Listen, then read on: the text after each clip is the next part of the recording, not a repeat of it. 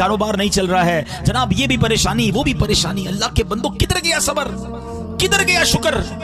जितने लोग इस पंडाल में बैठे हैं, मैं एक दावा करने जा रहा हूं, आप जैसी जिंदगी गुजार रहे हैं, ऐसी जिंदगी गुजारने के करोड़ों लोग ख्वाब देख रहे हैं।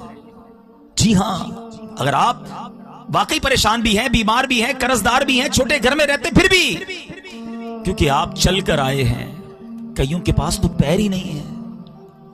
आपने खाना खाया है और कई नालियों के जरिए खुराक डाली जा रही है। लाड़काना में हॉस्पिटल है कि नहीं है? है? कभी अपनी औकात मालूम करनी हो ना तो उस हॉस्पिटल के इमरजेंसी वार्ड में चले जाना।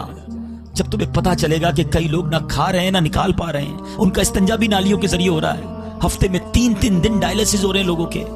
हैं? पूछो उनसे जिंदगी कैसे गुजर रही है। किसी की माँ बीमार है, वालिद बीमार है, बच्चा बीमार है, पैसे नहीं है, इलाज कैसे करवाए।